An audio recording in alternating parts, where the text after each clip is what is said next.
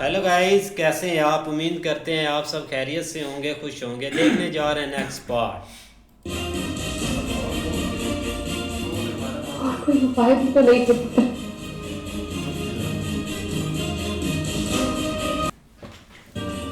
जब विवाह करके नए परिवार में प्रवेश करती है तो उस परिवार का सद्भाग्य बनने की आशा लेकर आती है।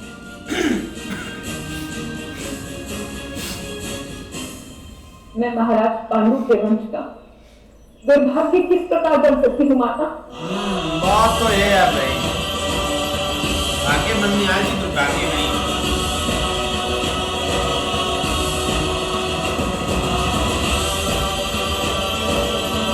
बहुत कठिन फैसले, क्या फैसला है?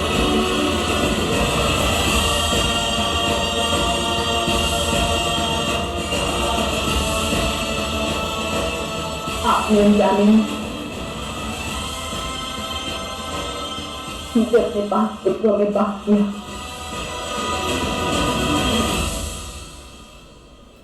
मैं आपकी इस भूल को क्या अपनी नियति मानती हूँ।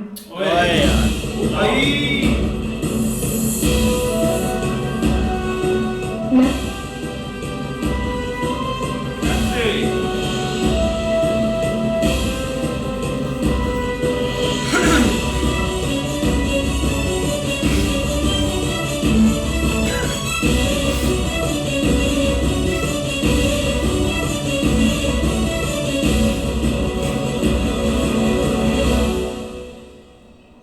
मैं आपके 5 पुत्रों से विवाह करूंगी। ये कैसे हो सकता है भाई?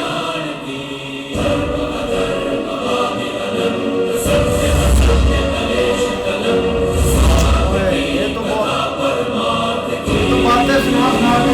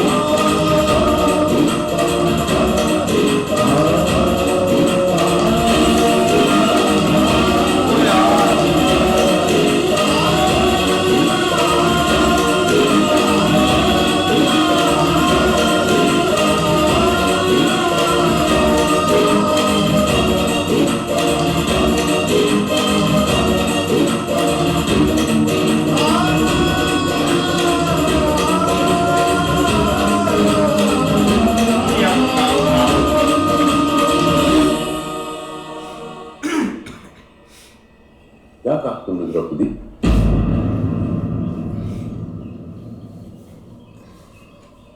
इन ब्राह्मणों ने तुम्हें बांटने की योजना बनाई है?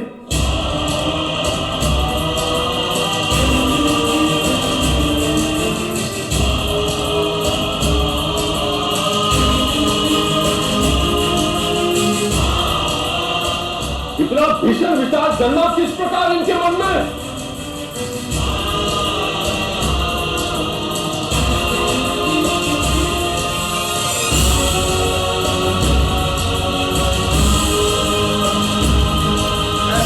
वही आएगा। ये सामर्थ्य है इस ब्राह्मण का।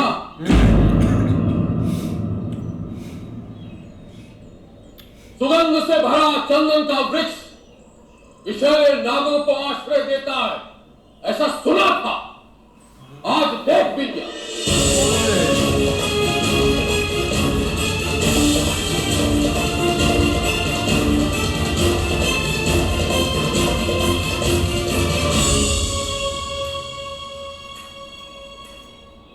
ऐसी कोई योजना नहीं है महाराज।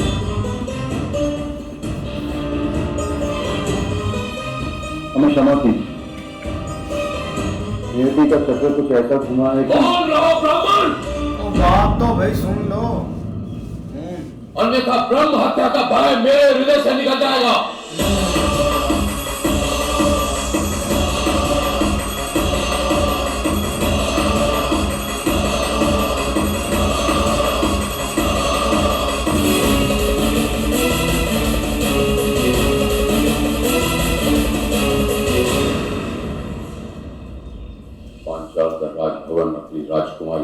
रक्षण करेगा।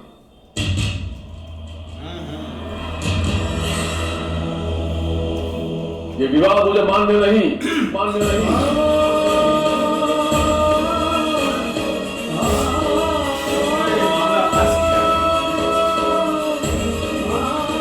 चलो कुछ नहीं जाएगी तो पिताश्री, स्वयंवर में जीती हुई कन्या यदि अपने पिता के घर रहेगी तो आपको लांछन लगेगा और मुझे भी। वो लांछन नहीं, सूर्य तिलक होगा मेरे माथे। कृष्णा जी के साथ मिलने के बाद यार कैसे चेंज हो गया। लांछन तो तब लगता है पुत्री जब पिता का घर उसके लिए छोटा पड़ जाता है।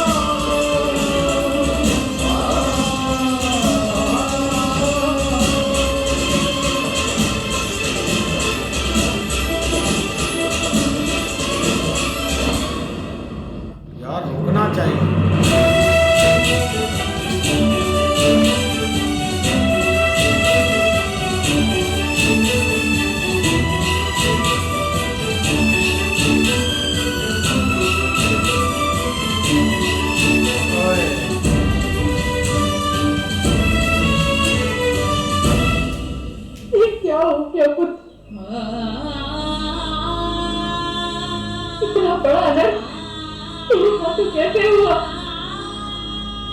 मैंने एक कन्या को जीवन भर का अपमान दे दिया।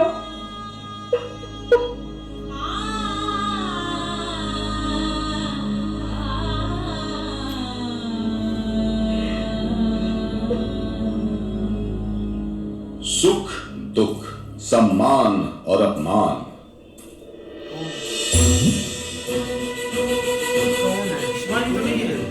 नहीं नहीं, ये है वेद व्यास के।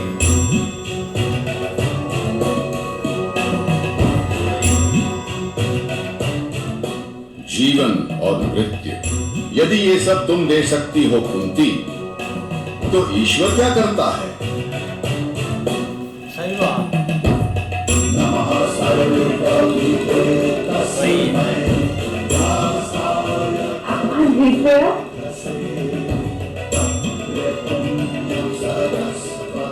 बड़ी बात।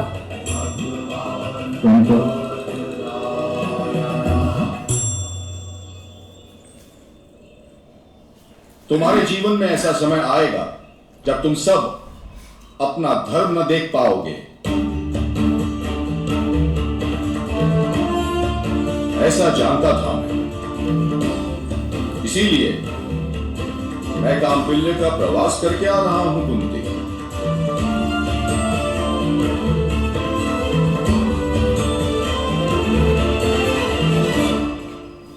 भगवान वेदव्यास, प्रणिपात। आपसे बड़ा धर्म ज्ञानी समग्र विश्व में अन्य कोई नहीं। आपने तो साक्षात वेद देवता के भाग किए। महर्षि उत्तर दीजिए, ऐसी स्थिति में हमें क्या करना उचित होगा और योग्य भी? तुम्हारा तो नाम ही युधिष्ठिर है, बुद्धिमान। जो युद्ध में सदैव स्थिर रहता है। युद्ध में स्थिर रहना तो तुम्हारा स्वभाव है पुत्र। तुम इतना अशांत कैसे हो रहे हो?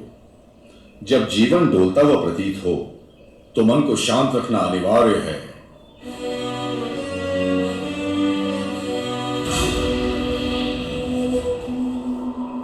इस स्थिति पर विचार करते हैं।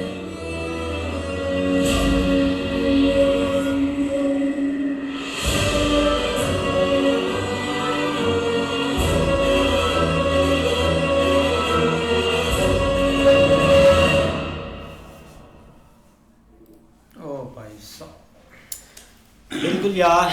अब यहाँ पे जो मामला है ना वो एक साइड हो गया, द्रौपदी की भी ऊपर से एंट्री हो रही है, लेकिन एक द्रौपदी ने तो सीधा ही बोल दिया कि जो है ना वो शादी करेगी पांचों भाइयों से। लेकिन अब आगे फैसला होगा, वो पता चलेगा कि क्या होता है। नहीं ऐसे ही है यार, फैसला तो बहुत हार्ड उन्होंने लिया है द्रौपदी ने, लेकिन आगे भाई इसका हल वो नहीं, मतलब कि भाई किसी साइड पर नहीं हो रहा है कि हम चलो इस चीज़ पर एग्री होते हैं या कुछ और इसका ऑप्शन निकालते हैं। एक ही बात पर सारे मतलब के टिके हुए हैं, लेकिन अभी तक कोई फैसला ऐसा नहीं हुआ जिससे मतलब कि वो चीज़ सारी ठीक है। यार यही बात है ना, जो कृष्णा जी ने वो उनको दिए थे ना 5 वो जो थे मोती, उनसे उसको ना उनको कुछ पता चला कि उन्होंने आके अपने दूसरा ना कहा मैं 5 पांडु पुत्रों से ना शादी करती हूँ, पर ऊपर से उनके पिताजी आ गए, वो इनको साथ लेके वापस आ गए, मैं ये अन्याय नहीं होने दूंगा, और वो भाई वापस लेके उसको चले गए राजमहल में।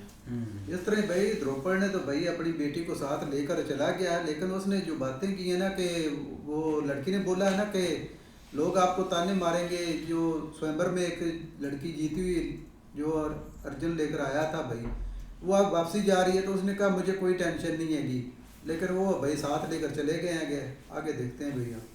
नहीं बिल्कुल ऐसे ही है, लेकिन बेसिक ये चीज़ है कि भाई द्रौपदी को अभी इस चीज़ का पता नहीं है कि बेसिक ये 5 हैं कौन। एक चीज़ सेकेंडली देखो ना, उसको बहुत ज़्यादा चिंता है अपनी बेटी की, ज़ाहिर बात है। जिस तरह उसने आके ये बात सुनी, अब बेसिक पीछे उसको मामले का नहीं पता कि एक ये बात क्यों वो कर रहे हैं, उसने कोई सुनी नहीं, उसने अपनी सुनाई और साथ पे रात में बिठाया एक द्रौपदी जी को साथ लेके चले गए। लेकिन आप भाई आए हैं भगवान वेद व्यास की, उम्मीद है कि अब जो है ना वो मतलब दोनों साइडों के ऊपर जो मामला भाई थोड़े से नहीं ना समय लग रहे वो क्लियर करेंगे, क्योंकि अब जो मुंह से भाई बात निकली है ना वो तो होनी है, उसके अलावा कोई हल नहीं है।